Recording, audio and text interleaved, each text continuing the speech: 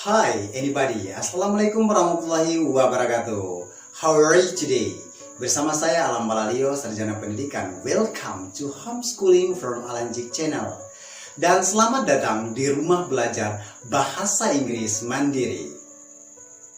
Sebelum kita memulai pelajaran hari ini, jangan lupa untuk tetap berdoa agar pikiran kita selalu tenang sehingga dapat menyerap pelajaran dengan cepat dan baik. So, are you fun, easy, and faster to understand about fairy tale? Kalau kalian suka membaca atau menulis tentang cerita dongeng atau legenda, ataukah kalian pernah mendengar teman-teman Anda bercerita tentang cerita rakyat, berarti kalian sedang mendengarkan naratif teks. And up next, we're going to learn this lesson. Nah, bayangkan seperti apakah naratif teks itu? Don't go anywhere, just watch my video.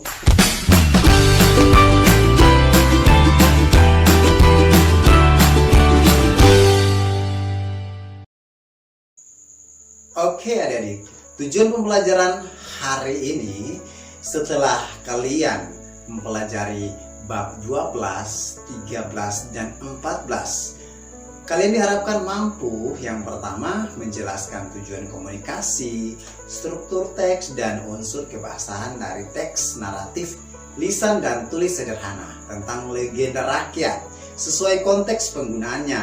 Yang kedua, menjelaskan isi cerita legenda rakyat, lisan dan tulis dengan memperhatikan tujuan komunikasi, struktur teks, dan unsur kebahasaan teks naratif sesuai konteks penggunaannya. Dan yang terakhir, menceritakan legenda rakyat secara lisan dan tulis dengan memperhatikan tujuan komunikasi, struktur teks, dan unsur kebahasaan teks naratif sesuai konteks penggunaannya. Well, do you understand about narrative text? Or have you heard about it? Jenis teks ini adalah sebuah teks yang berbentuk cerita atau dongeng seperti legenda, Danau Tendetung, Sangkuriang, Putri Telinting, Bungkukok Pusaka, atau yang lainnya.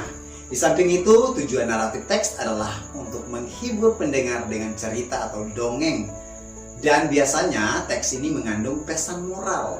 Di sisi lain, teks ini juga dapat ditemukan pada novel, kartun, strip, picture books, short story, legend, or fairy tale. Kalau kita baca tentang cerita dongeng, legenda, atau cerita rakyat, berarti itu merupakan gambaran teks naratif. Sementara itu, ketika kita identifikasi teks naratif, kita akan menemukan part of the story, such as orientation, complication, and resolution. So, what does the orientation talk about? Bagian ini memperkenalkan tentang siapa tokohnya, waktu dan tempat kejadiannya. And what is your opinion about complication? Nah, kalau yang ini menceritakan tentang masalah di mana karakter utama terlibat. Dan yang terakhir, resolution, yaitu akhir cerita yang berisi solusi masalah. Dari ketiga bagian tersebut dapat kita petik nilai moral atau moral value dalam cerita. Nah, adik-adik, ini adalah contoh teks naratif. Teks ini menceritakan tentang Legend of Malin Kundang, di mana teks ini terdiri atas 4 paragraf, yaitu paragraf pertama adalah orientation. Coba diperhatikan kata yang tebal dan telah digarisbawahi, yang mana Malin Kundang sebagai tokohnya. Selain itu, small village in the West Sumatra and a long time ago sebagai settingnya atau waktu dan tempat.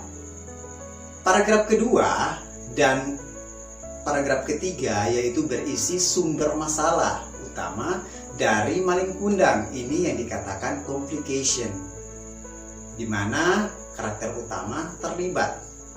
And finally, paragraf atau paragraf keempat berisi tentang akhir cerita dari Sangkuriang yang telah dikutuk oleh ibunya. Nah, yang ini dinamakan resolution. Untuk lebih memahami pelajaran kali ini, Silakan dijawab pertanyaan-pertanyaan berikut yang berhubungan dengan orientation, complication, and resolution. Silakan perhatikan pertanyaan-pertanyaan berikut.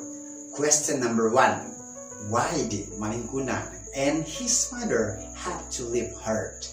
Number 2. What is the main idea of paragraph 2? Number 3.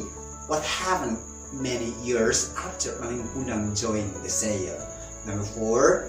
What made Malin Kundang's mother sad and angry? What is the moral of the story? Nah, itu bentuk pertanyaannya.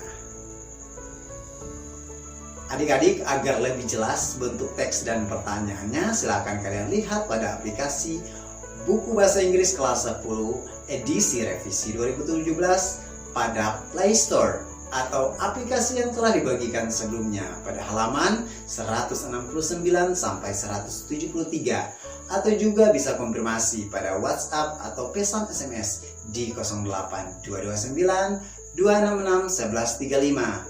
Dan setelah kalian menjawab pertanyaan tersebut, hasil jawabannya disimpan dengan baik dan benar dan akan dikumpul dan diperiksa setelah hari sekolah. Good luck!